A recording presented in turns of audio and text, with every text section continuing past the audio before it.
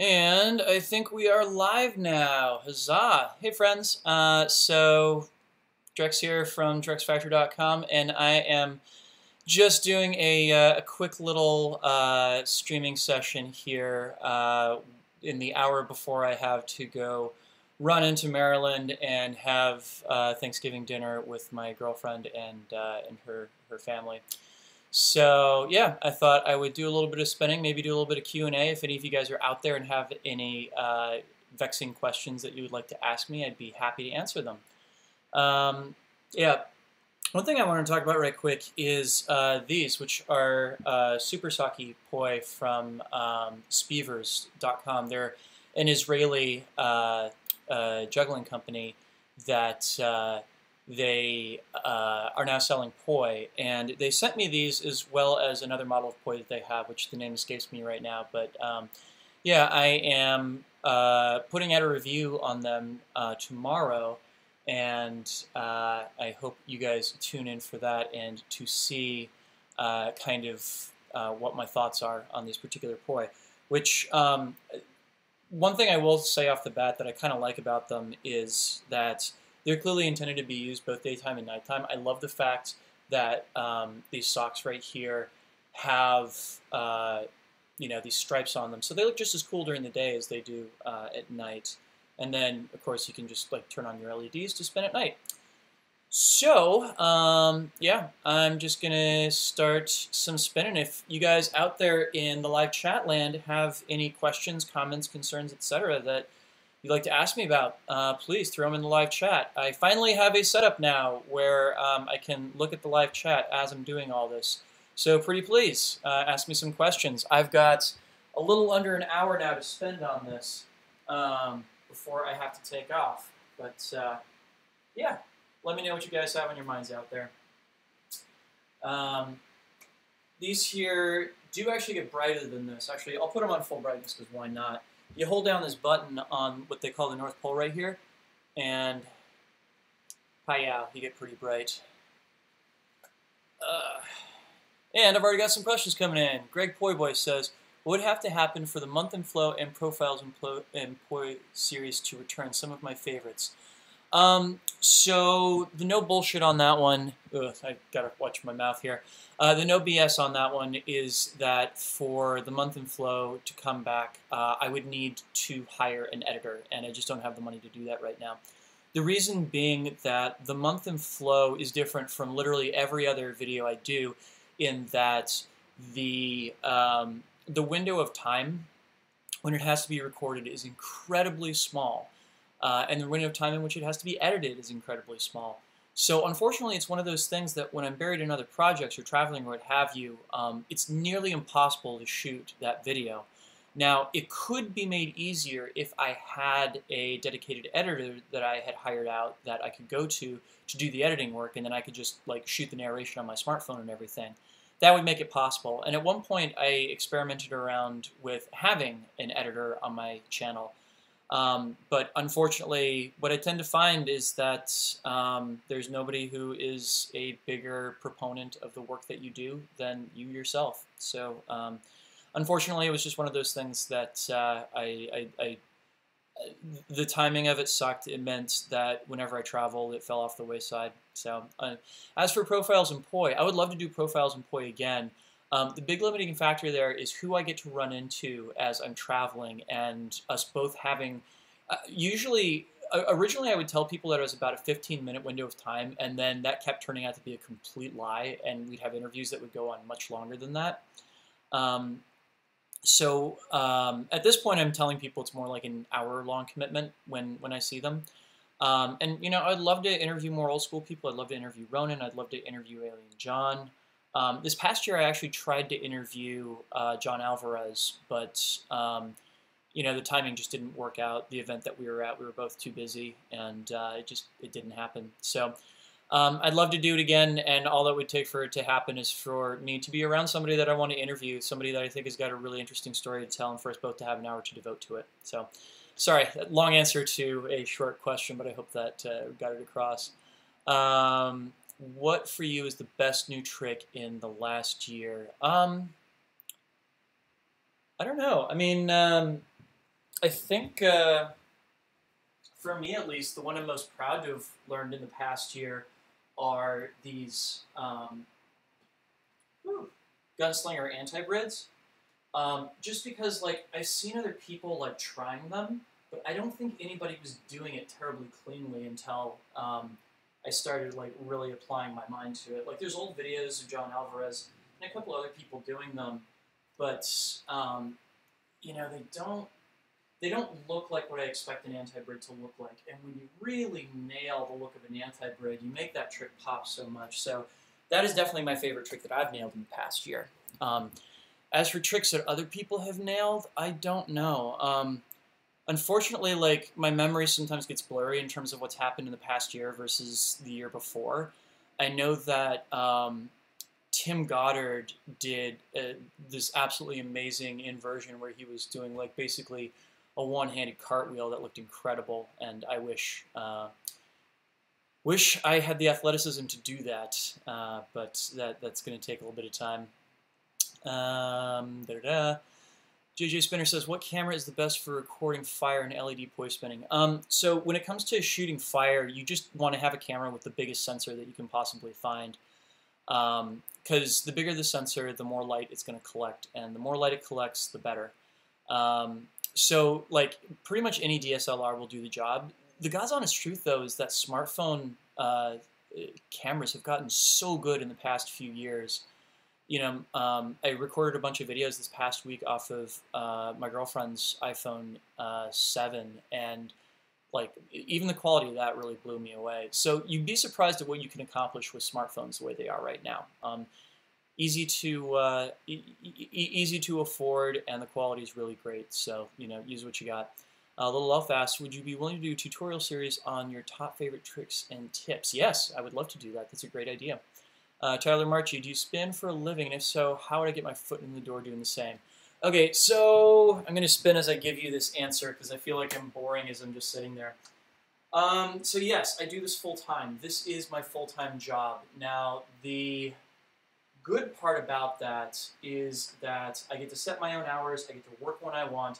The bad news about that is that if I'm not working, I'm not making money.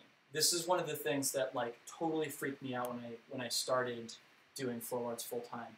There is no such thing as having your foot in the door because there's no door to get inside of. We're literally making this industry up as we go along. There are a lot of different paths to creating a career inside the flow arts world. You could run events. You could create props. You could do educational videos on YouTube, like some folks have sought to. You know, honestly, and there's a whole bunch of jobs out there for people who are in the flow arts or flow arts curious that aren't terribly sexy, but are super necessary. Like, you know, one thing that all kinds of flow artists need that they don't often have access to is, like, help with their taxes, really simple things like that. And I know that that's not terribly sexy stuff, but it's stuff that people have a need for. The biggest thing when it comes to doing flow arts full-time is that you have to identify a need. You have to identify some service that you can provide other people, and when you've done that, then you build your business around that. And it really, really sucks, but there's no how-to guide on how to do that right now. And when you get into it, you just have to make it up as you go along, which, you know, is both incredibly depressing because it means that there's no place to turn to when things go badly because you're just out there on your own.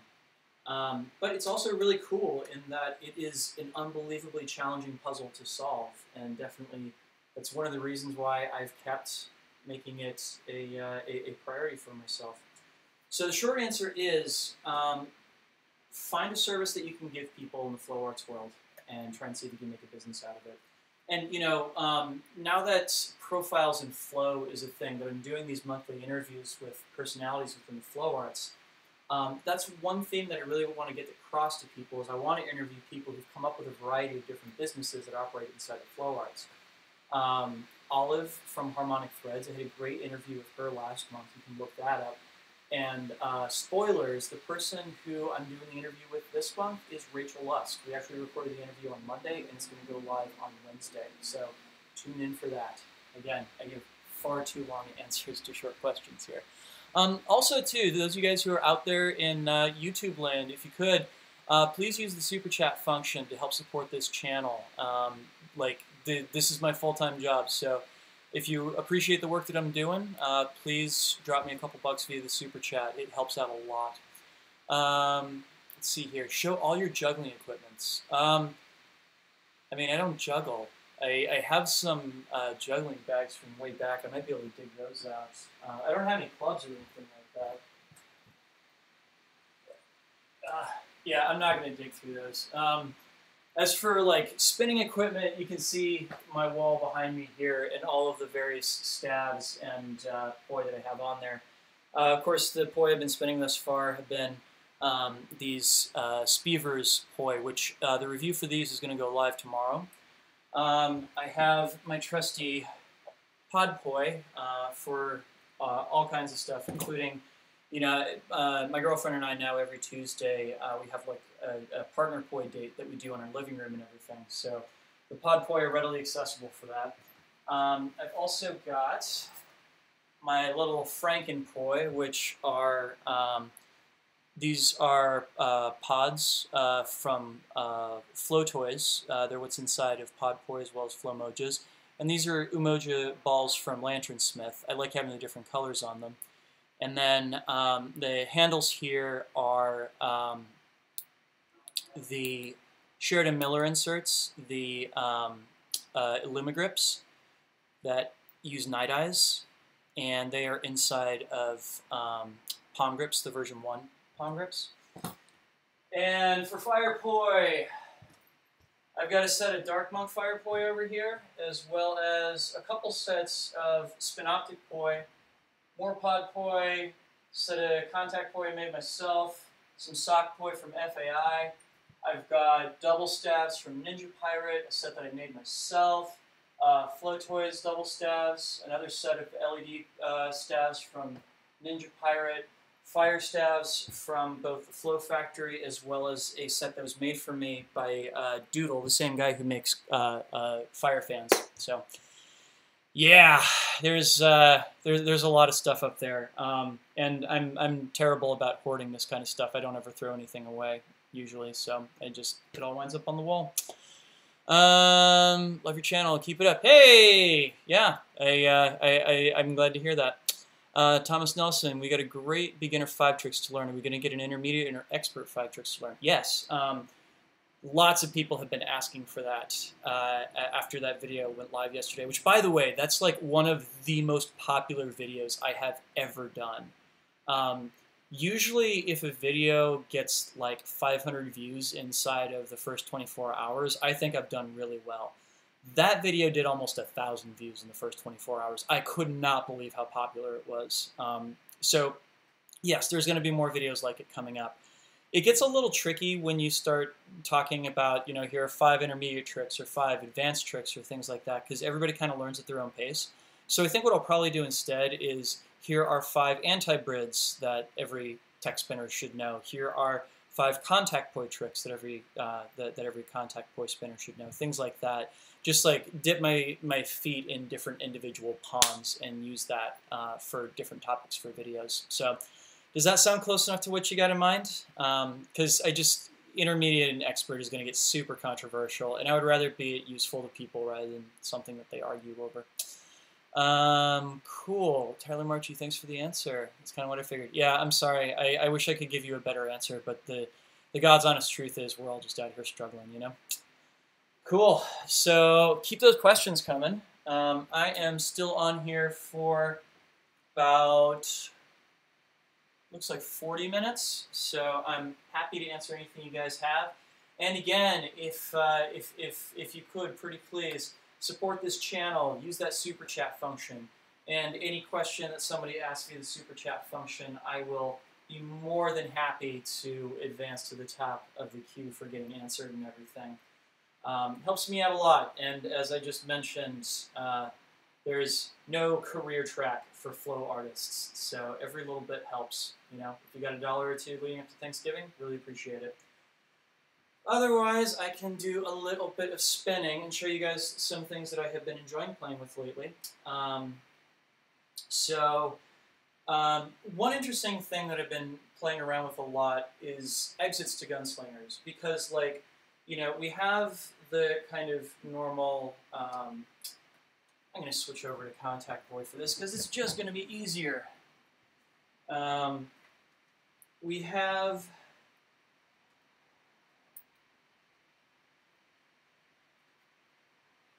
the kind of two exits that we're used to, where there is a spiral wrap, and then you let it go of it, like so. And we also have the wrapping it over your hand kind of exit. So the really obvious question that comes out of that then is, you know, if I'm doing like a gunslinger hybrid, for example, what's the best place to exit? Because, you know, I can, in doing that like unwrapping exit, I noticed something kind of weird, which was that when I do the unwrapping and I get back into the flower here, I'm actually dragging the poi head across a horizontal axis. And what I realized the reason for that is that the beat count gets off as you're exiting the gunslinger on the back side of you. So what I've come up with doing instead is actually to complete that flower and then come around and do the exit, which is very, very, very... I just think it makes it look cleaner. Oh, Burma Shave Tom, thank you so much for the $2 Super Chat donation. I really appreciate it. Yeah, yay! Thank you so much. It is much appreciated, and it helps out quite a bit. Who else we got here? Really dig the idea of splitting it up by genre with the 5 tricks videos. Thank God. Cool, because I didn't know how else I was going to do that. Leslie White, I'm struggling with getting my new poi the right length and the right weight. Any tips or suggestions? I mean, just you got to play around with it. And the thing is that you're going to find that different poi work for different things. Like I have my contact poi relatively long. They're just a little longer than what I recommend the default length of poi to be. And the reason for that is that it helps out a lot when doing contact poi. With contact poi, the length of the tether is what gives you the length of the roll that the poi can do, right? So in doing my folding lines and everything, and hopefully not messing them up, as I'm doing my folding lines,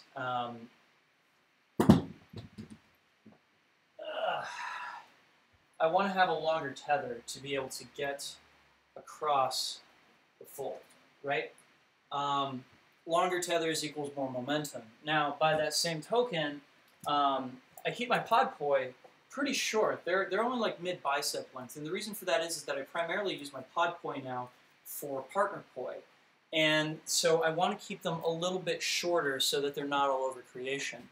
My other set of sock poi, the ones from FAI, I actually really, they're about the same length, and I like this length because it's very good for dancing with poi, because it allows you to do real quick kind of momentum changes and wraps and unwraps and all that kind of stuff. So experiment around and like try and narrow down what kind of tricks you want to work on right now and see what is the best length and weight for those. It is inevitable that you're going to wind up with more than one set of poi, and that's not a bad thing because different things require different types of lengths and weights. So yeah, explore. It's fun, you know. Cool. Garrett Spies says, I've been messing around split-op body tracers using the Archer weave. Oh, wow. That sounds cool. I don't think I've ever done that. Let me try it. Split-op Archer weave. Okay, so this right here, yeah?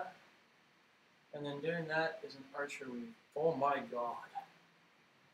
Okay, so the first and biggest challenge that you're going to have with this is making sure that your cross points stay relatively clean. Oh God, that is crazy.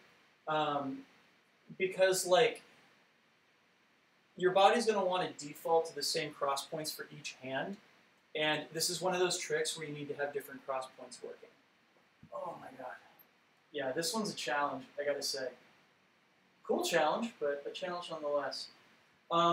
Yeah, look to figuring out where exactly your cross points need to be in order to keep it as clean as possible. You know, it's one of those things that if you have the basic kind of algorithm for what an archer weave is, work through that first, just so it's as deep in muscle memory as you can possibly get it. And then, well, and the thing about that then too is what's really going on here is you've got one hand that is doing an in-spin archer weave, and one hand that's doing an anti-spin archer weave. So make sure that you've got both types of archer weaves super duper clean and in your body, and then it should be easier for you to play around with doing it in opposites. And honestly, it's just going to take work. It will just take work. Cool challenge, though. I think I'm going to play around more with that when I am not on camera. Let's see here. Zebra or visual poi? So I have, I'm trying to remember. Visual poi is light toys, right? Visual poi are my favorites right now. They, you know, the interface is awesome. They're super duper simple to use, and you can program them on a Mac. Plus, which I'm homies with the guys at Pyroterra and Light Toys, and they're good people. So support them, pretty please. What is partner poi? Partner poi is performing poi with a partner. Essentially, it's doing things like weaves around each other and everything. What my partner and I have been working on, and actually you can look up, I have a playlist on YouTube, not only of partner poi tutorials, but also 1-minute partner poi tutorials that'll take you through some of the basics that I've been working on with my partner. Yes, I'm more into poi dancing. Me 3. Yeah, poi dancing is awesome. It is the great uncharted and kind of terrifying place that I am going right now, and it is taking so much work, but I think it will be worth it in the end. And we have some spam on the feed, and I'm going to make that go away. Garrett Spies, can you do a quick rundown of the anti-spin archer weave? Yes, absolutely. So the first thing to know with the anti-spin archer weave, and by the way, if any of y'all are just joining in, please throw me your questions. I have another half an hour before I'm going to have to hop off here. And for any of you guys out there that want to help support the channel, support the work that I'm doing, please consider throwing me a couple bucks via the super chat function. It is super duper helpful, and I am so thankful to Burma Shave Tom for breaking the ice on that one. And yes, thank you in advance to anybody who's on that train.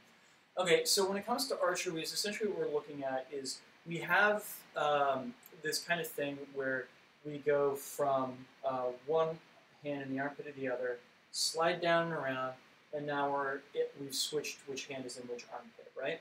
We switch over to the shoulder, and we slide up and over until we switch which hand is touching the other shoulder, right?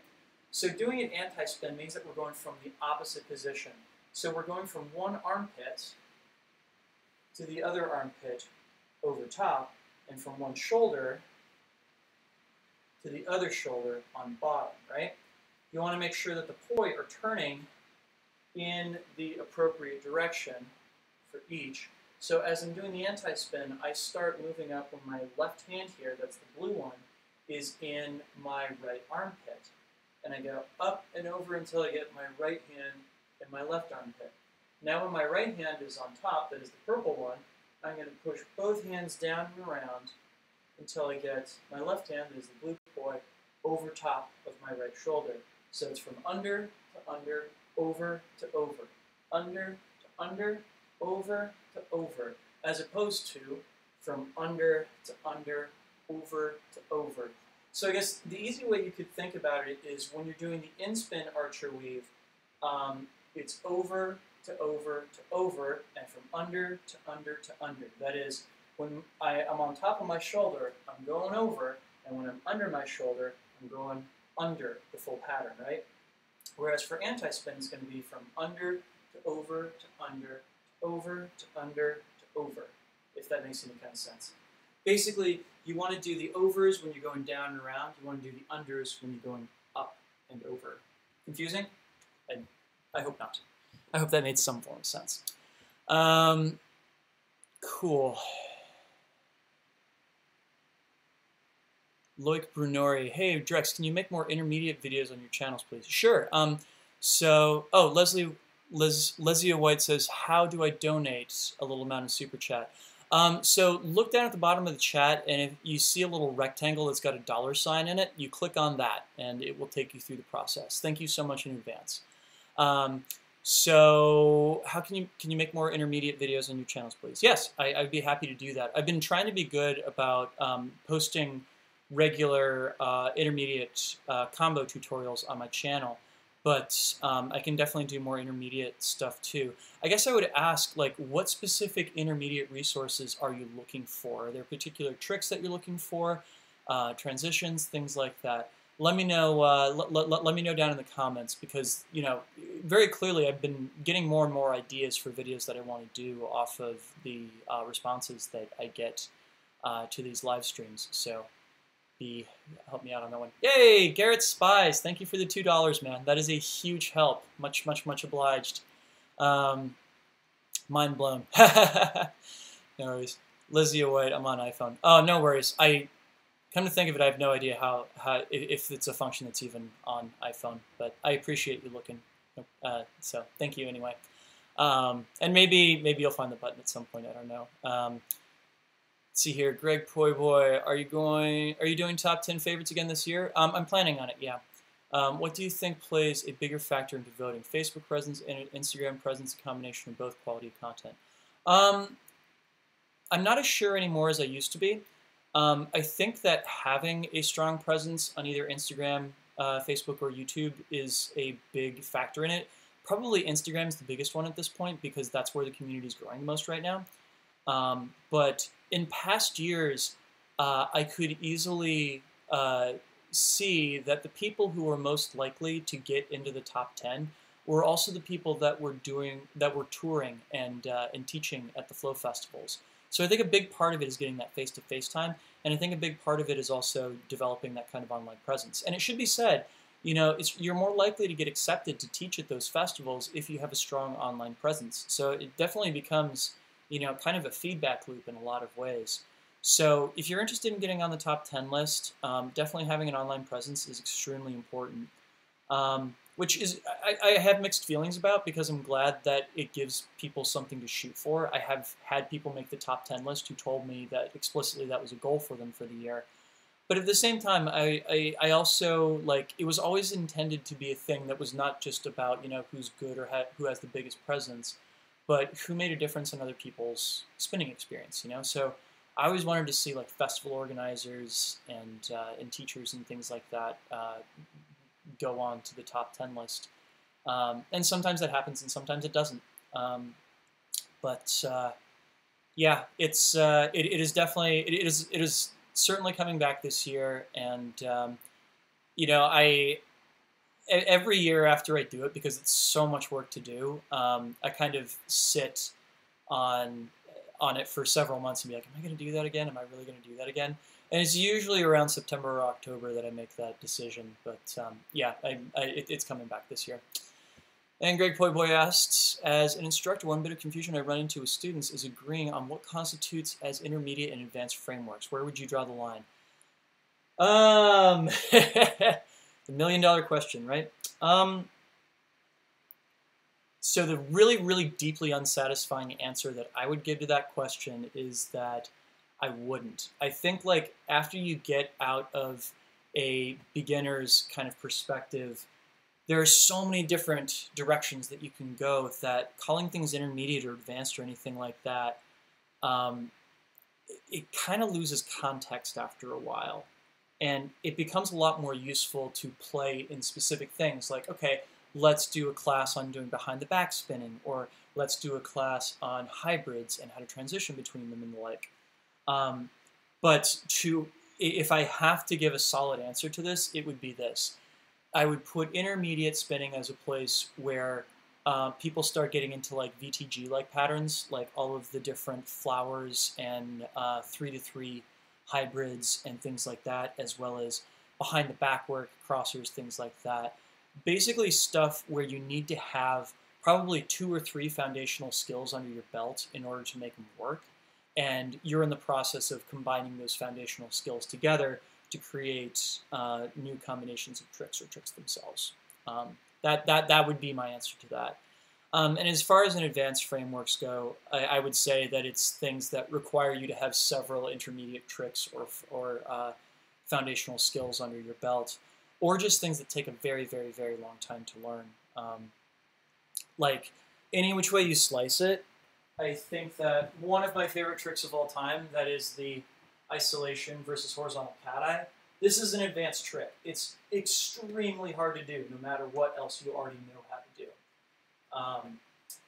So yeah, that would be my probably slightly unsatisfying answer to that question. Altus Clara, hey, you have been awesome with your engagement on my channel of late, by the way, so thank you for that. Hello, Ben. When it comes to intermediate videos, I find I enjoy videos on the simple concept to be left to figure out where and how I can incorporate it into my flow, so the moves feel more original. Okay, that's legit.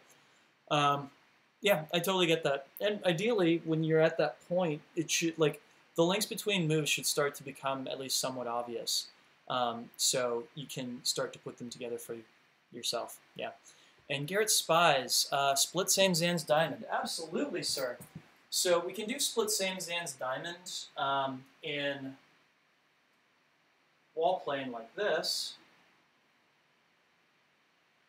or we can do it in wheel plane like this. Oh, hang on, I just messed that up.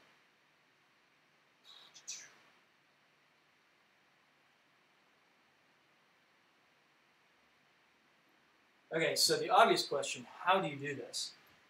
So I'm fond of teaching Zan's diamond using something that I call the Konami code method, which is to give people the specific positions that they need and to have them work through it either with the poi wrapped up or no poi in their hands whatsoever. So to do split same, you're going to start off with your left hand up top and your right hand on bottom, and you're going to get your hands to an open position, and then you're going to cross them, and then you can do left up top, switch to right up top, cross them over each other, open, right up top, left up top. One more time, we start with left up top, go to open, crossed, left up top, right up top, crossed, open, right up, left up. Yeah? So then you start doing that with the poi in your hands, and you think left, open, crossed, left up, right up, crossed, open, right up, left up. Yeah? And it's better to do this with longer poi, so you've actually got some time to think as you're going through all this. Yeah, essentially, what you're really looking to be able to do here is think that you're going to like do a quarter of an anti-spin, switch the position of your arms, quarter of an anti-spin, switch the position of your arms, quarter of an anti-spin, switch your arms, quarter of an anti-spin, switch your arms. Yeah? And then you just take the same method when you're doing it in wheel plane right here. So I have left up and cross, left up, right up, and cross, right up, left up, and cross, left up, right up, and across. Yeah? And it should be said, I have an entire video series on linear extensions. So I would recommend looking up that. Yeah, it's I think if you just do a search on YouTube for poi and linear extensions, it'll pop up with that tutorial series, and it'll go through all the different variants of Zan's diamond in very, very slow and explicit fashion. So that is what I would recommend doing.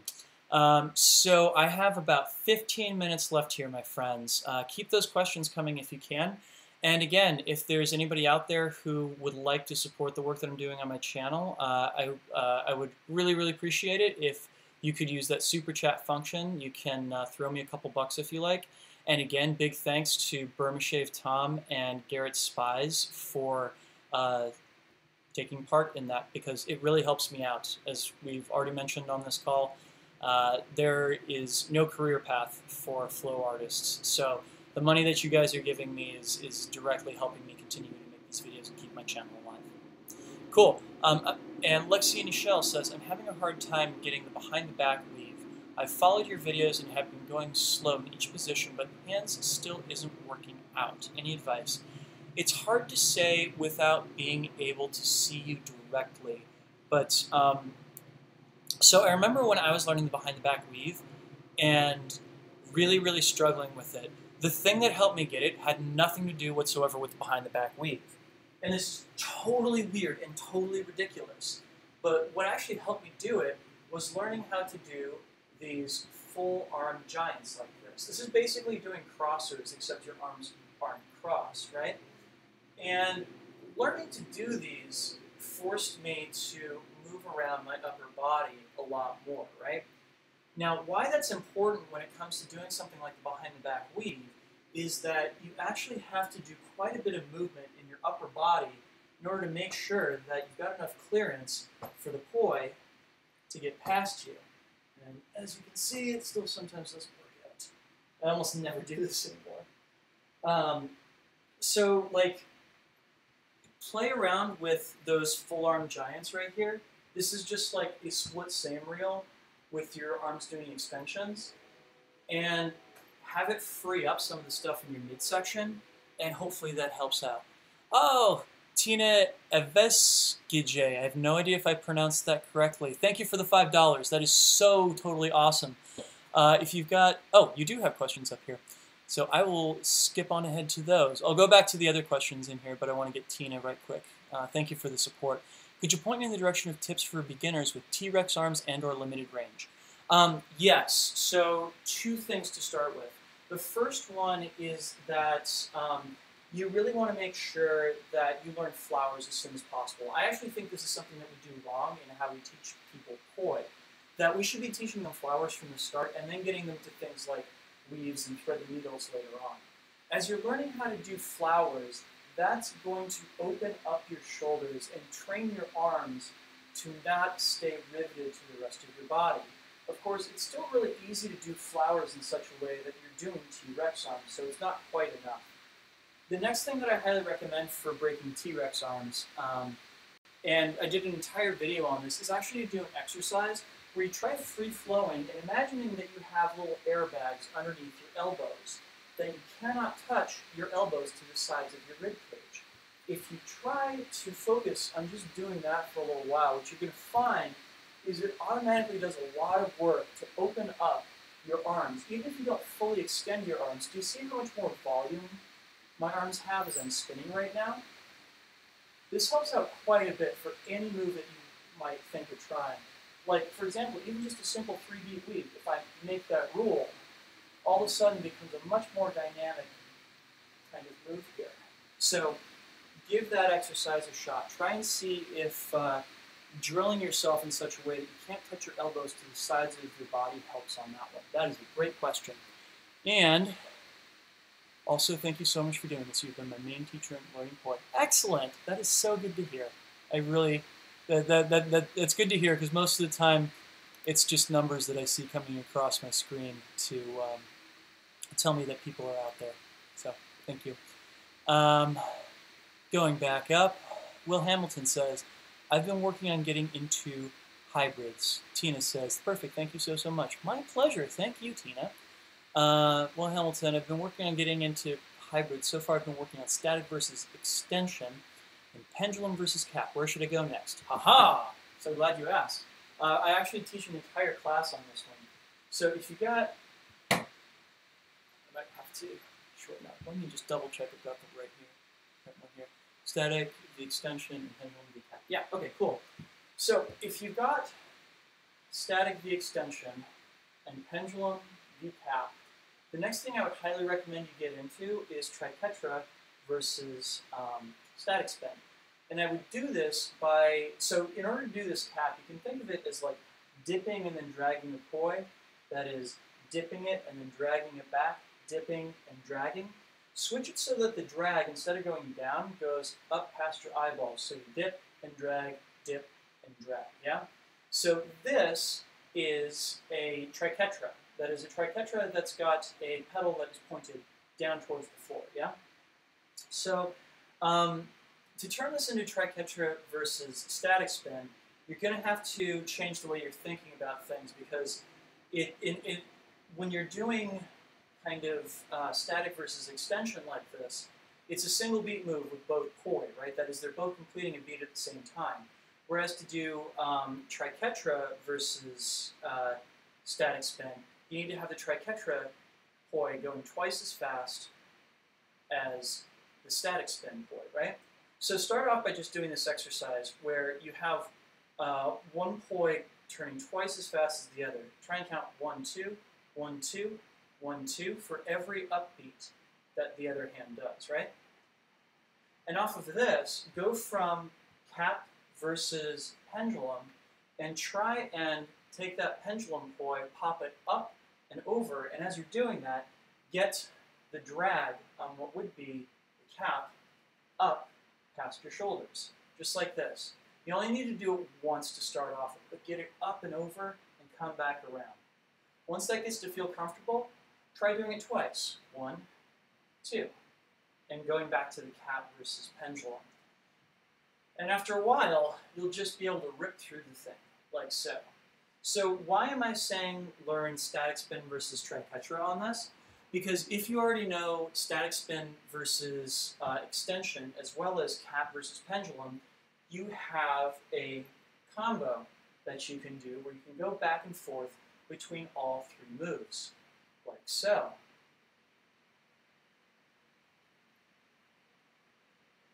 And we all know how useful combos are, right?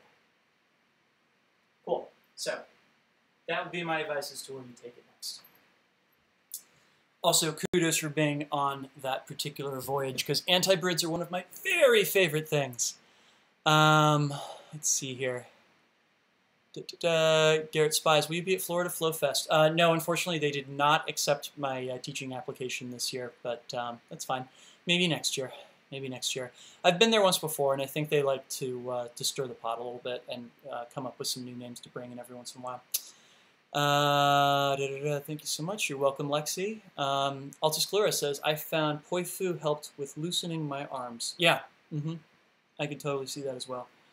I mean, when it comes right down to it, the biggest thing you need to do is kind of train your arms to eat up the space around you. And train your arms that that's okay to do. And I know in a lot of cases it feels like we're going to lose control of the poi when that happens, but quite frankly, eventually it'll train the poi to be extensions of your arms rather than these things get localized around your hands. I mean, I'm at the point right now where I'm barely even aware of what my hands are doing when I'm spinning even more. It's like movements start in the shoulders and work their way all the way down to the ends, and I think it feels pretty cool. Cool, I got 10 minutes left here, my friends, so if anybody else has any questions, please please throw them out there.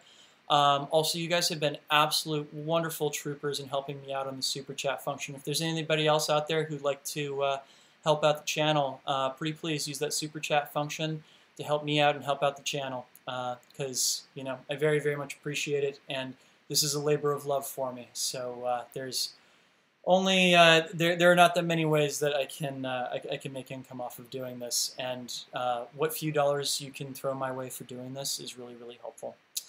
Yeah. So, any more questions out there, my friends? Garrett Spies, they're lost. There are a lot of good people out there. There are a lot of good people out there. The first time I got rejected to a Flow Festival, I actually kind of took it a little bit personally, but as time has gone on, I've realized it's like, there are a lot of people out there, a whole lot of people out there, and a lot of people doing great work out there. And, you know, I still get accepted to most of the festivals that I apply to teach at, so I'm not sore when I don't get accepted to one. It's an opportunity for somebody else to get to go teach too, you know?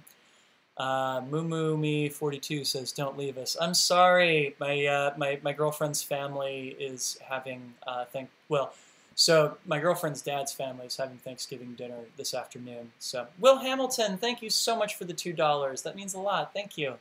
And MooMooMe, I'm sorry, but my girlfriend's father's Thanksgiving dinner is this afternoon. So I have to bounce after this and make sure that I can meet up with her and not get myself in the doghouse on that one, if you feel me. Yay, God, you guys have been so good today. I really appreciate it. Thank you so much, Will. And thank you, Tina, and thank you to everybody who's been using the Super Chat function here. Yeah, keep on throwing those questions out there if you've got them. Otherwise, I might start throwing out my own questions, which I guess I could do that right quick.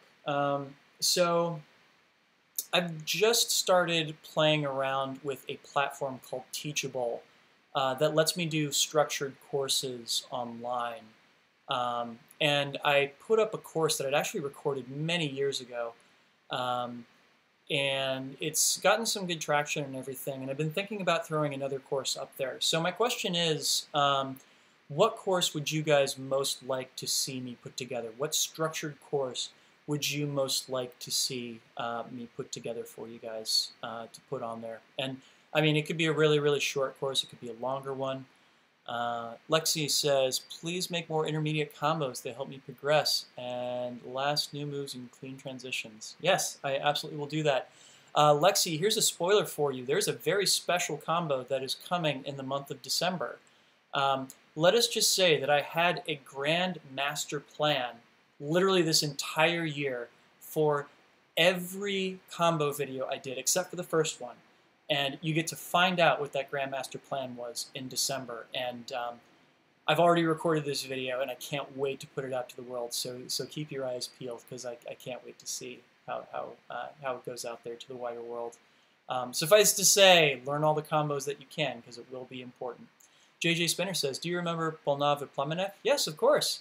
I told you, I was with you in the backstage at the Gala show. Oh, excellent. I remember talking with a couple people back there. This is super embarrassing. Like, I mistook the name of one of the performers because it turned out I thought his performer name was actually the name of the city that he was from. So I don't know if you're that guy, but yeah, if you are, good hearing from you. And I really, really hope to get back to the Czech Republic sooner rather than later. I love the country so much. And it's nice having friends to go back there and visit and everything. Yeah, so hopefully see you guys soon. Altasclera, I'm debating on picking up some sticks. You ever thought about a double staff program? Yeah, actually, so I kind of did something like that a couple of years ago, and I just like more or less ran out of steam on it and ran out of places to take it. But knowing what I know now, I could probably go back and do a much better structured course around that. That's a great idea.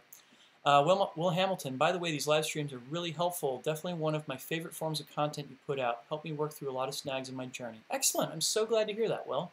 Yeah, it's been an interesting journey, like figuring out how to make these work for me myself. So it's good to hear that that they've been helpful to you guys out there. Lexi, yay, my birthday month. Cool. Paul Jesse says, how much are your Poi courses? So the Poi course that I have available on Teachable right now is my Beyond the Basics course. It covers behind the back spinning, as well as caps and pendulums and some other basic transition devices and everything. And it's available right now for like $20, which is a frickin' steal for what it is. I am planning on having a course on gunslingers up before the end of the year. It's going to basically build on the gunslinger series that I did earlier in the year, but I've learned new things since then, so it's going to have supplemental material on it. And the pricing on that is probably going to be about the same, like $20. I have ideas in mind for longer courses. Like I keep saying on these live streams, I think that we're teaching Poi wrong right now. And I would like to go through and actually put together what I think is like the right way to learn Poi, which is going to be a big series. And it is probably going to be more in the like $50 to $70 range. But for right now, my courses are probably all going to be about $20. So I hope that's in your price range. JJ Spinner, Jakub. Oh, wow, it's so weird reading Czech and ask you like this. Jakub Hortiak. I got that right, yeah? The videos of Polnava Plamenek are on YouTube. You can find me. Cool. I will look you up. I don't know if you're the kid with the ponytail or the other one, but yeah, good talk. Good. I'm glad that you're tuning in right now. Yeah. Cool. I got about 4 minutes here, guys. Keep those questions coming here. Does Patreon or whatever method used to donate accept PayPal? I believe it does. Yes. Yeah, I'm pretty sure it does. It pays out via PayPal, so there's no reason that it doesn't accept stuff through PayPal. And yeah, by all means, if any of you guys out there want to support me regularly via Patreon, that is even better, because that is the closest thing that I get to a salary. There are little things that I can do, like doing these live streams, where I can get a small sum of money in like little chunks and everything. But Patreon by far is like the best and most dependable way for me to get income off of what I do right now. So yeah, if you guys want to sign up for that, that would be fantastic. It is not a stretch to say that Patreon saved my YouTube channel. I could not still be doing it at this point if Patreon didn't exist. Cool. So yeah. And in case anybody wants to go there, it's patreon.com/DrexFactorPoi. And one of the cool things about signing up is you get access to all of my videos the day before they go live to the general public, as well as you get some behind-the-scenes stuff. And I've now started doing a regular, I'm doing blooper reels every 2 months. I'm uploading videos of me blowing lines and messing up with the poi and everything. So if you want to see the embarrassing moments that go into making my videos, go sign up on Patreon. You can do it for as little as $1 a month, and you get to see me make an ass of myself every month. Yeah. Anyhow, I've only got about 2 minutes left. Any last questions to get in under the wire? I'm curious. I'm still curious too. What courses you guys would like to see come out of me on Teachable or anywhere, for that example. Love you, Drex. Keep up the good work. See you around, says Altus Glura. Yes, thank you. Thank you so much. I love the fact that now when I upload videos, 9 times out of 10, Altus, yours is the first comment, and it's always a good and insightful one. It's none of that like first BS. It's actually stuff that's really cool and I want to respond to and everything. So you keep up the good work. Thank you. Thank you so much. Cool. Yeah. So, any last questions? Get them on in. Get them on in. We've only got like a minute to go here. Going once. Going twice. That's a killer price. Where do we go to find your course? If you go to my Facebook page, the banner right now links you to my Teachable profile, and that's where you can get onto that Beyond the Basics course. Yeah, so that's the best way to do it. In the coming months, I'm going to fix it so that it is easier to find, but for right now, that's the best way to get there. Beginner drills and combos to get... That was my alarm. Beginner drills and combos to get muscle memory going. Can do, Tina. Can do. Cool. All right, so that's all she wrote for the day, everybody. Thank you so much for tuning in. Thank you so much to everybody who had great questions, and thank you even more to all the people who supported me via the Super Chat function. If any of you guys want to continue to support the channel, you can go to patreon.com/DrexFactorPoi. And before I sign off, I'm just going to throw out a quick thank you to all of the awesome companies that are sponsoring my channel via Patreon, and the friends of the channel, which at this point is Dark Monkey, Amazing Lights, Flow Toys, Spinballs, and Ultra Poi, because you guys are all awesome, and I appreciate you supporting artists trying to make content for the community. Cool. So thanks for doing the live videos and Q&As, Lexi says. Absolutely. I'm going to try and do one at least once a month, and if not that, every 2 weeks, if I can pull that off. We'll see. So thank you, guys. Have yourselves a great Thanksgiving, and I will see you in the not too terribly distant future. Peace out.